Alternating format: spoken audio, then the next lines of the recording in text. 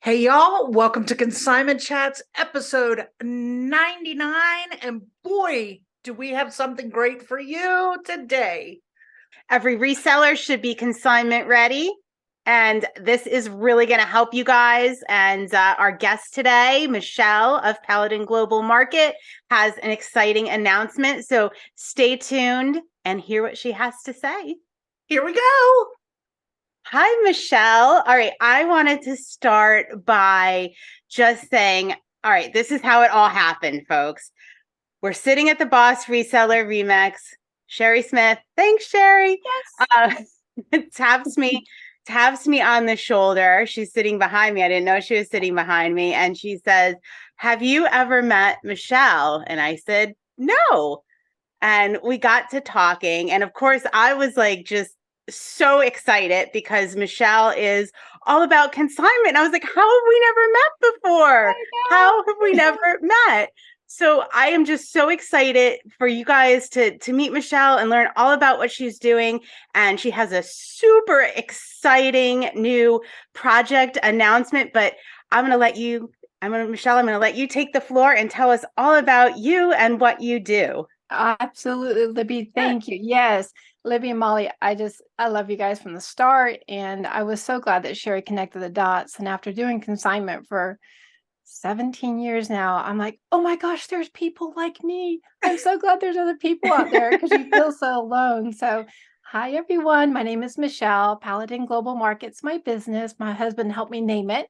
And the project, my book, I told my husband this is the proof copy, but it's finally live. It took forever, but online consignment the easy way. So thank you for inviting me on the show to get to know you guys better. I appreciate it. Yeah.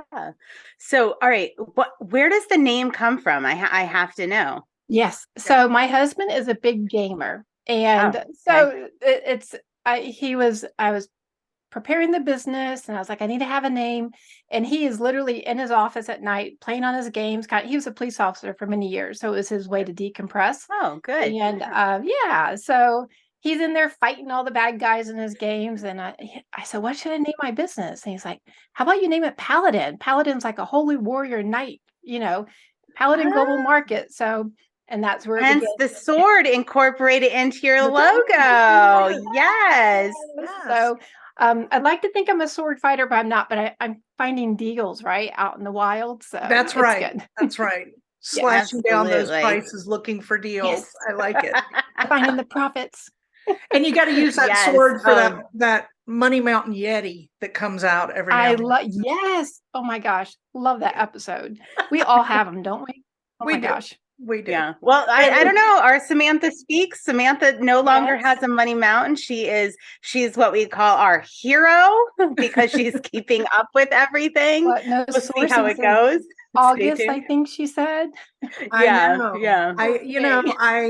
I envy her for that. I'm going to try. Yeah. I'm trying new ways. We'll see.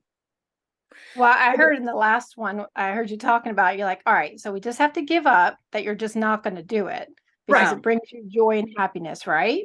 So yeah, that's where I was. To figure out a way.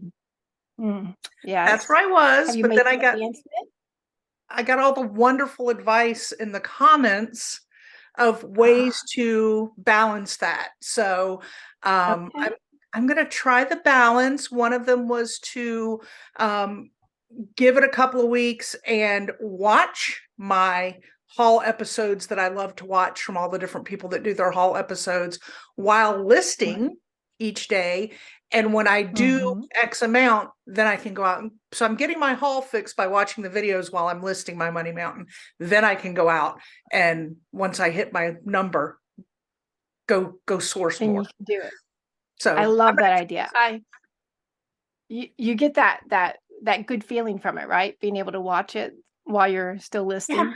Yeah. I mean, I love it. And like I said before, you learn so much. I mean, we learn so much when we meet new people like you who are in the industry, and you learn so much just by meeting them and talking to them. And I can't wait to read your book. But I think you also learn, I learned so much from the haul videos because I learn about product. I walk by 1,000 times and don't think anything of it because it's not something in my Rolodex brain up here. And when I see somebody else pick it up and talk about it, I'm like, wow, I didn't realize that had that much value and people like it. So that's why I love it. There's power in community. I've learned so much as well. Like Rally Roots years ago. I remember when the aha moment came on used running shoes, and oh my gosh, I find them all the time at garage sales and stuff. So and I would have never known if I had not watched another reseller. So wise advice, Molly. Yeah, it's pretty cool. So stay tuned for the update on how Molly's doing with that. Yeah, we shall see. All right. A lot of people I've heard compare writing a book to having a child, whether you give birth or whether you however have a child, going through that process. What do you think about that comparison? Oh my gosh. Were you reading my mail or listening to my husband and I talked the other night? Because I literally told him, I feel like I have birthed a book baby. I literally do. Okay. It has taken so many years. I had an ebook many, many years ago, about 2 years in from Consignment. I'm like, this is incredible. There's free inventory everywhere, everyone. Do you not see it? Right. And so I wrote a book on that and I sold the digital copy and then I put it away and life happened. And, and then I was like, I've got, you just kind of get that feeling that like, I got to do something with this. And it just wouldn't go away. So I'm like, okay, I'll revamp it. Well, you learn a lot in 17 years. So I'm like, okay, we're just going to scratch it and start all over. So, and that's where this one came in, and I just, it feels good. It was hard. It was not easy, but I'm proud of myself personally. I'm like, wow, you didn't give up on this one, because life happens and we give up on things. And so if anything, it's my bucket list. I'm like, and if it can help just one person, then it was all worth it. So I have a feeling you'll help many people from that. Yes. I hope so. All right. So you wrote the book and it was a personal goal of yours, but I guess what made you want to write the book? Were you getting a lot of questions? Like, I'm kind of curious if the evolution of that was the same as kind of our evolution of the Consignment Chats community, but I don't know the answer. Yes. So I was getting a lot of questions about how much do you charge? What do you sell? And I always like to joke that it's real though. I sell from collectibles to cars and everything in between. So mine goes all the way up to vehicle consignment, which is nice because you sell one vehicle a month and poof, then you get to enjoy and do, you don't have to, for me personally, I can do my listings a little more at my own pace while I'm trying to do my YouTube channel and stuff. So I just had so many questions about how much to charge and how do you handle the payouts and what documents do you need? So a culmination of that. And as you two know, it's such a unique niche, but there's so much profit out there and competition's not a problem because there's no way we could get through all the stuff, Right. So the more the merrier. Come and help us out. 100%. I was laughing listening to your video with Sherry and about the tide of consignment, right? You never have to advertise, like you really you might first too, and then you can't stop the tide. You just can't. I know. And you're just like, how do we do that? And we're stronger together by trying to brainstorm because everybody's going to have their own way that, their own personality and the different experiences they bring to the experience, to it. So we can put our minds together, like in our group, Consignment Chats. And and learn from each other and grow it and also have that community, which I think is really important. Yeah. I mean, it's amazing how many different ways there are to do it once you get those building blocks in place. I mean, Molly and I work in the same business, right? Mm-hmm. And we do things totally differently. Yeah. And, one of our common themes is every reseller should be consignment ready. And you hit on that in some of your videos. And we're going to link up your channel and everything in the show notes. But you hit on that is like every reseller should be consignment ready because the second you say to somebody, hey, I'm selling online, I do this, everything just explodes. Sell this for me. Yes. And I think it sounds like now, I don't know if this, but I have not read the book yet because it literally just came out and I just ordered the copy. Yes. So I'm really excited. And I think it's going to be an amazing resource for any reseller because we think all resellers should be consignment ready, right? Yes, because the absolutely. worst thing you can do is, be a reseller, be not ready, have somebody ask you either make the mistake of not doing the right commission, not being set up properly, not having an agreement, you taking items you shouldn't, I was going to say, taking items properly. you shouldn't. Yeah. Oh, it's such a struggle, right? Being able to know where that boundary is, and the things that we're selling, it's going to vary, So for me, I charge it. I charge 40% after fees, so I do the net amount. Which for me, I just have found for my clients, maybe it's just an internal thing for me. Not, maybe I should just do 50% flat, but I deduct all the stuff and we make some money off the shipping too. But I don't know where I was going with that. Good morning. But it's important to know that. It's important to know that going in and being able to value your time. Yes, thank you.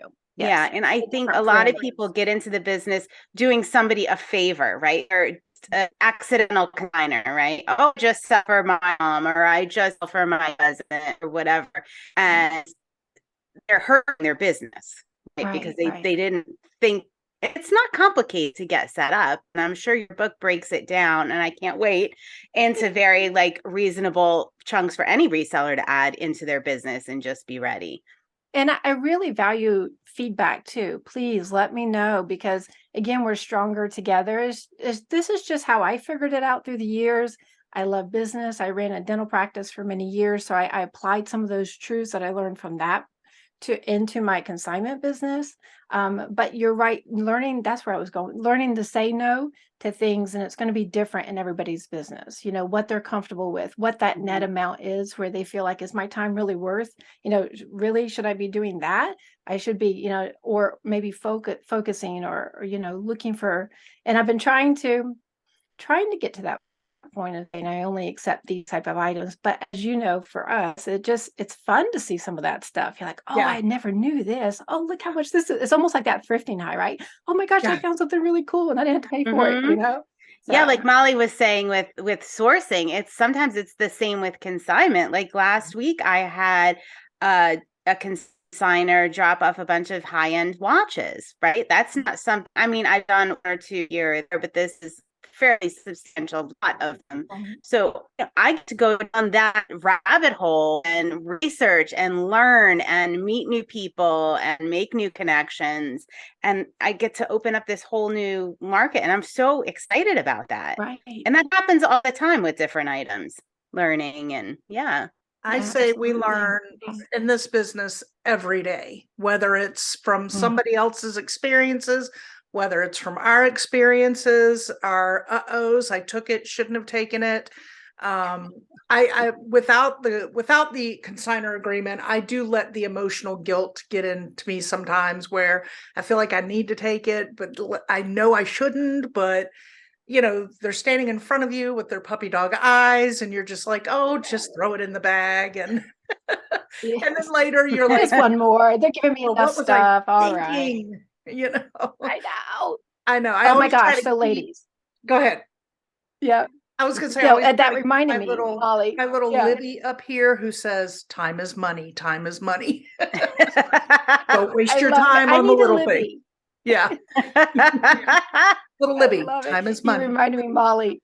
Yes, time is money. And I learned that the hard way. And how many years we're all seasoned sellers.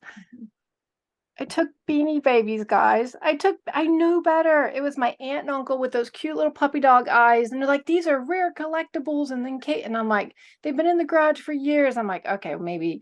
Oh my gosh. I was so mad. I'm like, why am I this? So I just gave them back. Yeah, we've all had our hard lessons in consignment for sure. Yes. And especially when you've been in it for 10 and 17 years. You've had a lot of time to multiply those. Right. I want to back up real quick and ask two very early on questions. Where are you located? And have you always been online from the get-go? Those were good. Yeah, good question. I am in Orlando, Florida, down here by Mickey Mouse. Woo-hoo! And online, no. As far, are you referring, Molly, to like the YouTube and stuff? Is that the part, As or far the as selling part? the selling part. I have, and I did it at different yes. So back in 2005 is when I started.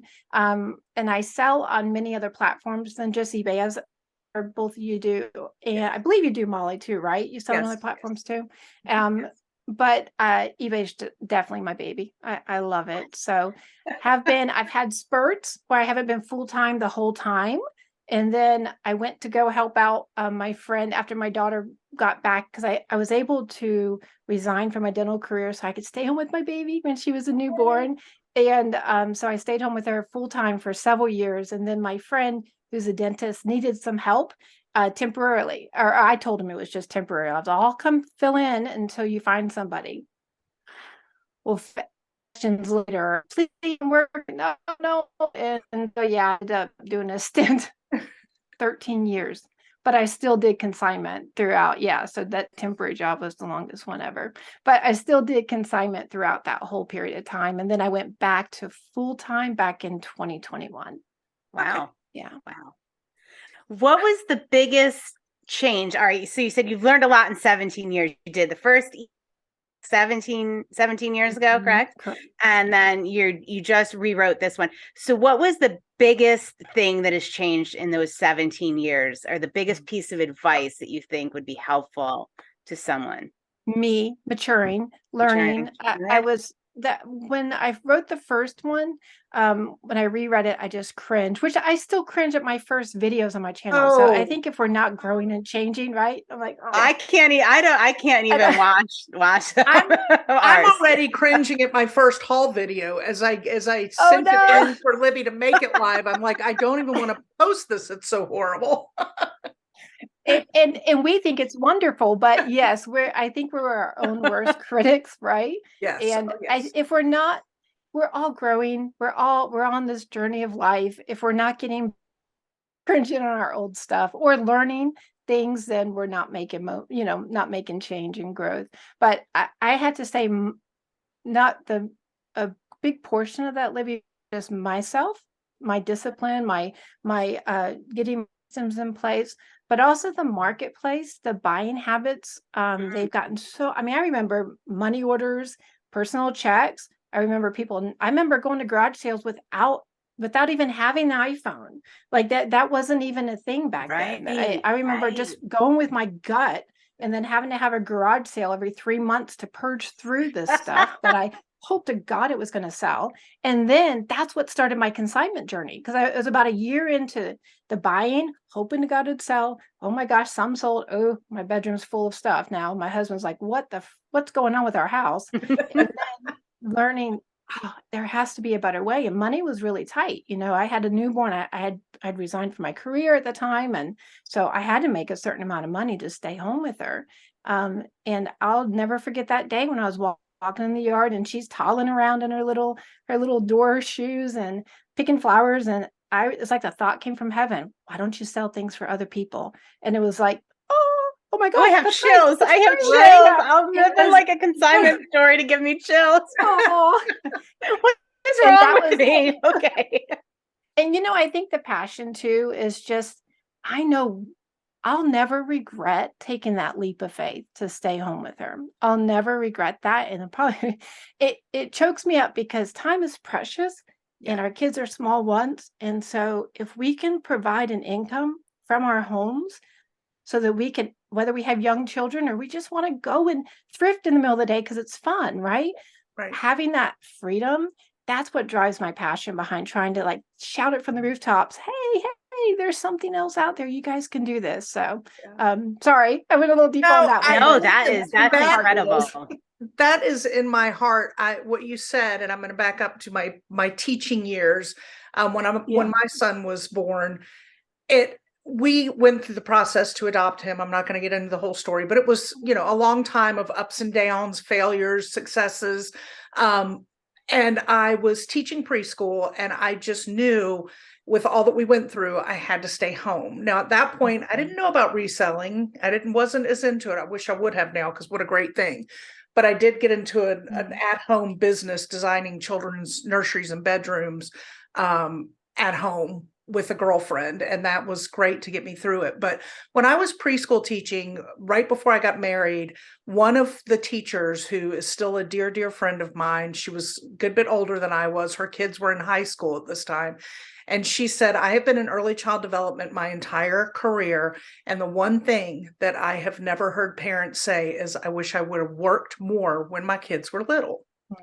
They say the exact opposite. So if you can make it work, and you're the kind, here's my other thing, and you're the kind of person who can stay home and do that, because there are people who they're just not built for it. That's not who they are. And that's okay. If you're not the kind of person to stay home with your child, and you need to work, and you're a better parent because you have that outlet, I'm not knocking that at all. I have friends. And there's people like Molly, take care of your kids while you go to work. So how cool is that? Yes, yes. I'm thrilled to be able to do that. Yeah. Now that I know about reselling, and I see the freedom that it can give young moms, and we've met other young mothers who are in the business that we've had on our show, that are able to be there for their children and do the things that they can do. And I was able to, until I realized my child needed some preschool. And then I put him back part-time, and I went part-time and kind of grew back into it with him. But, I treasure those years. I treasure them. And now, knowing what I know about reselling, I would tell any young to-be mother, if they wanted to stay home, you need to look into consignment. Online consignment, because it truly gives you that freedom. It's not easy, but definitely worth it.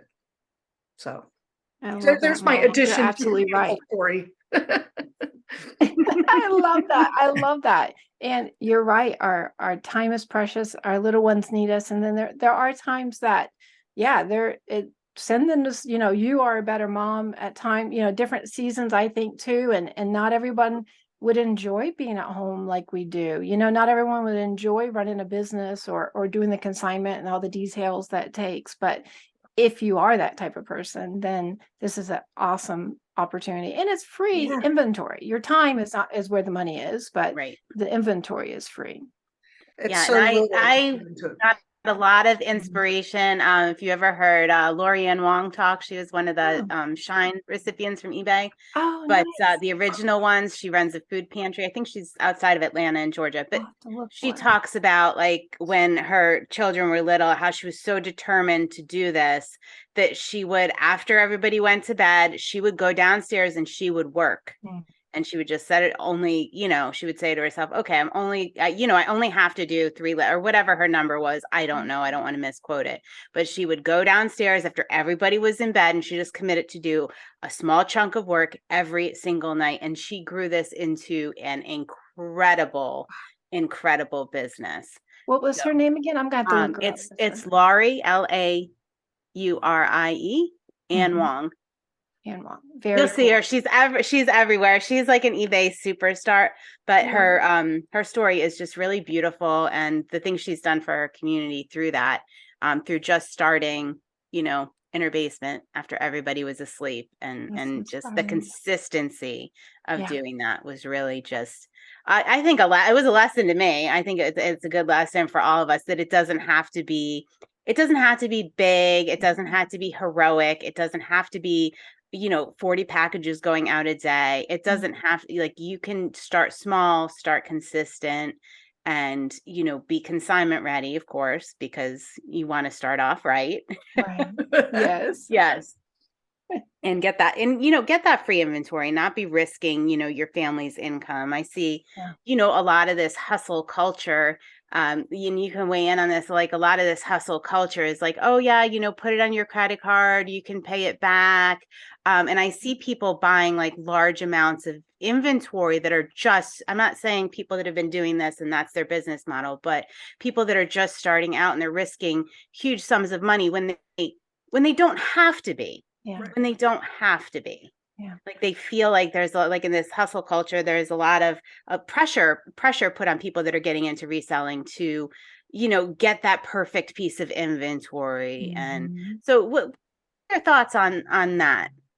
Yes, I think you touched on an excellent thing, Libby. That was part of the transition for me. And I believe I do share it also in the book, but I'll be transparent. I was not good at handling my money when I was younger. I had to learn a lot about it. I was always good at, I've always done like side things. Like I was a wedding photographer. I did different things on the side. I enjoy the entrepreneur part of it, but I wasn't good at keeping the money that I had. Like I wasn't good at being real diligent with my books and stuff, which, oh my gosh, we have to be right as a consignment seller. So when I was younger, I felt like, to quote Dave Ramsey, I felt like I could out earn my stupidity. Like, I'm like, oh, well, I don't have to I'll just go earn more money.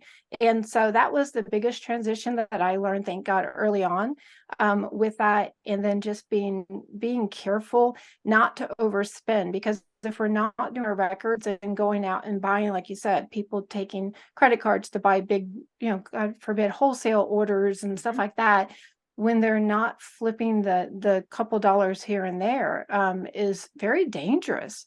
You can't. I would definitely slow and steady. I have another story, and the old story is in the book about the turtle and the hare. About the old child story where the rabbit or the hare is running the race. I can do this, and I go talk to friends, and I go visit, and I can run real fast and hustle, like you said. And then there's the turtle, like our shine recipient, slow and steady every day, just win the race. And the older I've gotten, that is truly what I see when you look behind the curtains of successful businesses. That's it. It's just the slow and steady. It doesn't have to be glamorous. Yes, I wish I had, I looked at Sherry's feedback score and I'm like, oh my gosh, she's killing it. I know she has 8 employees. I've had employees and contractors before. I don't want to be that big. I like having a balance of my consignment business and also educational. I really enjoy reaching out and trying to help others see that there's so much potential here, and not to be, I have a small channel, not to be like some megastar. I just really, really want to reach out and shout to people like, there is something here, guys, pay attention. We've never had this opportunity in history to be able to start a business in the middle of our home so easily like we do today. And so being able to harness that is, I think it's super cool, Oh, definitely. Wow. I mean, that pretty much says it all. Right. I am just really excited. I love the consistency. And for those of you that are thinking about getting into the business of reselling, I'm going to just put that, it is not a glamorous business at all. If you're looking for glamour, you're going to go elsewhere. Ponytails, PJs, we get to work in our PJs. Yes, that's not glamorous. And I think about that all the time, because I started selling on eBay at 23 years ago, maybe. Nice. Here and there. Yeah. So like, I think about that all the time. And I think, wow, even like from the beginnings, how I couldn't have done this in my home 23 years. I couldn't never have done this. Just the progression of technology and this opportunity is just, sometimes I'll just be like sitting on my couch photographing something. I'm like, I can't believe I can run a business like this. This is insane. Yes. This is insane. Being able to, there's a flip side, of course, because we are so flexible. Sometimes we do get into the weeds on, pick up the phone. You're like, dang it, I've been on the cell phone for, 45 minutes. Get the phone down and get back to work, Yes. But we also can just go like, oh, my grandbaby's having a special thing at their school. Okay, I can go. I don't have to ask permission. And, freedom of time is such a gift. So I love what consignment reselling offers, for sure.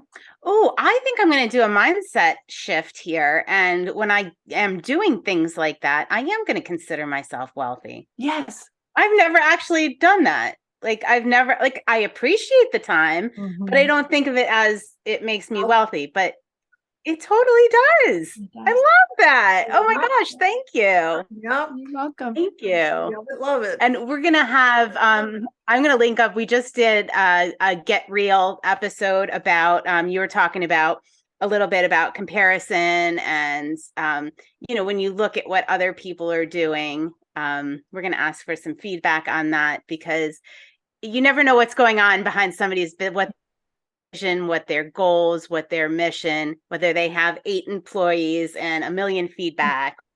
You know, it's very dangerous game to get into that whole comparison game. Like you do you, right? You do you the best you can. Yeah. You write an online consignment made easy book. There you go. That's distribute it. My husband told me, and you know, we don't give ourselves permission enough to do that, right? We're all, and I think social media does make it harder sometimes. So hard. And I love watching, you know, doesn't it? We watch other resellers and like, oh my gosh, they're posting, you know, like tech and sports, 250 a day. I'm like, I can't even get near that. And I don't want to. I've had the warehouses, I've had the, and one of the reasons too, and I'll share and be vulnerable, in 2020 and 2021, I suffered 2 strokes. And you may have saw me with a cane at reseller. I didn't notice. I hide it sometimes. I can fold it up so I don't need it.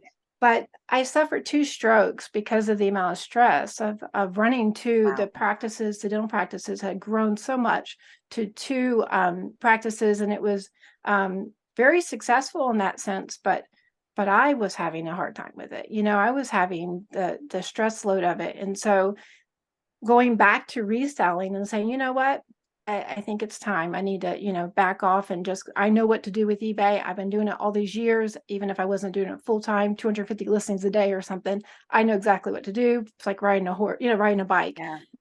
Jump back into it full time. And the peace, there's just so much to be said. We're wealthy to have the peace, and I just want to keep it slow. It's my dog, my little Tucker, my little Jack.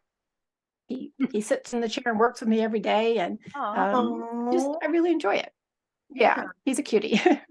I'm so glad you found your passion. You're able to balance the education with the reselling, and so incredibly blessed to have had Sherry tap me on the shoulder at the Boss Reseller Remix and introduce me to you. Same here. I love it. Thank you so much. We are going to look at doing your book in our C Chats book club. So it'll be on the list for next year. So we'll vote on which one we do first. So we're really excited to delve into that. I'm super excited to get my copy and go through it. And thank you for writing that, for giving birth to this book baby. Yes, appreciate it. And get your copy now. We're linking it up in the show notes. Don't miss out. Yes. So thank you very much. You're welcome. And reach out to me too. The Audible version is almost done. So if anybody likes to listen while they're working, if you'll reach out to me through the show notes, I'll give you a link, Libby. I'll give them a free Audible version as well. So I just really want to help others. So yeah. Well, that's great. With our book club, Libby, I usually do both. I like to order the book so I have it in hand, but also have the Audible, and I do both. Yes. So that's nice. Me too. I love that. Makes it easy. Yeah. Well, thank you so much for your time and for coming and spending it with us. Thank you so much. I really appreciate it. I love you guys, and I appreciate what you're doing. So keep up the awesome work, and whatever I can do to help, let me know. Right back at you. Yeah. Thank you. Well, episode 99 sure was a goodie. Love her. It made my life so much better. So much better.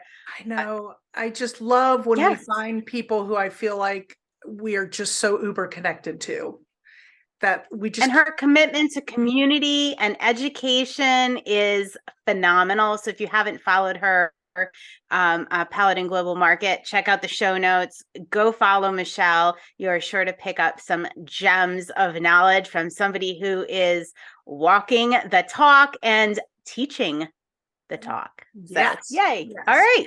How many times did I say, like at Boss and at eBay Open, you're my people. You're my people. She's our people. Like I love that you we need keep to get that on a t-shirt, girl. I know. She's our people. Like either that or we need to turn it into a drinking game. I don't know. One or the other. One of the two. One of the two. Yeah. All right. So we've had so much going on in our community, so much good chatter about so many topics. But first, I want to mention this lovely scent I have here. We had November was our signature scent for C Chats from Ashley of A&B Consignment. She made this lovely candle that's available for purchase. So if you want to support the endeavors, you can go on. We have it linked up on our website, consignmentchats.com. But I want to read you what it says because I think it's cute. Okay. The scent is called Chatty Chai. It says Consignment Chats. We might just be your cup of chai. Join C Chats as we build a resourceful community of collaborative resellers. Cheers. But it smells so good. Doesn't Everybody it? That's come up into my office or up onto the second floor of my house has been like, oh my gosh, what's that smell? It's amazing. And you know what I love about it? I usually don't love food-based smells because I don't need anything encouraging me to want to eat. I don't need that encouragement. It does not. It's such a pleasant, beautiful, like calming, homeful, warm smell, but it's not overpowering like the chai food that makes me think I gotta eat something. So I really like it. Oh, all right. Yeah. And I think it's cool. Like in the community, we were chatting a little bit about a lot of us, as entrepreneurs tend to have like a creative kind of spirit. So this is one of Ashley's many outlets is creating these reseller candles monthly. She does it monthly and highlights resellers. So it's pretty cool. So that's one of her creative outlets. I like to paint furniture. Molly and I have another, I don't want to say it's another business. It's an offshoot of our consignment business. Yeah.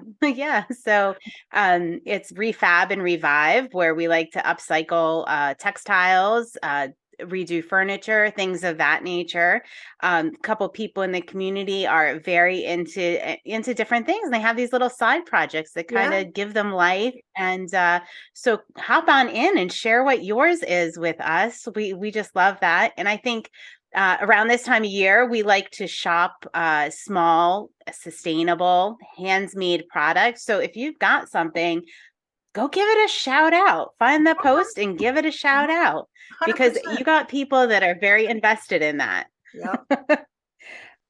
All right. So I just have to read this because it made me feel so good.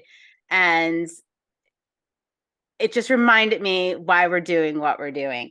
Okay, so Christina of the Red Dresser said, a couple of weeks ago, I listened to episode 76, Growing Customers and Sales Ideas, and decided to try a couple of the ideas. On November 10th, she did a small online auction, and then she's also doing a check-in at the checkout promotion to win a cozy basket. So she's really excited about those two things. She's going to post an update at the end of the month after the draw date. She said, I absolutely love all the podcasts. They are an integral part of my day. Every episode I listen to, I get inspired, gain knowledge, and laugh. I love that laughter part. Okay, that's me. Love you, ladies. Keep up the good work. Aw, thank you. I just want to give her a shout out. She's implemented things we've talked about, things that have helped her business, and we are just so thankful. So if there's something out there, hop into the community. Let us know. If you have something new, an idea we haven't mentioned, there are millions of them. Hop in the community, share it. See if anybody else has tried something similar. Get some tips and tricks. So, and just thank you, Christina. That was really nice of you to take the time out to write that. It keeps us keeping on doing what we're doing. So thank you. Gives us a little push, a little jolt. A little jolt. I'm going to be a better person today, Molly, because of that. Girl. And I might sound like I'm joking, but I'm not. All right. I just realized that this whole time my mannequin back there has no clothes on. She's nude. Oh boy. Poor thing. And probably cold. Jeez. All right, listen, you better everybody, go get your dress. stop real quick, subscribe, hit that little bell, give us another feedback, because as you see, we love to read them. We love to read them. So do that before you end this. Do that. All right. Until next time, Libby. Cheers. Thanks for joining Libby and Molly, the ladies of Consignment Chats, as we build a resourceful community of collaborative resellers. Find all the ways to connect with us at consignmentchats.com. Episodes are available on YouTube and anywhere you get your podcasts. In addition, you can find us on Facebook in our Consignment Chats community. Until next time.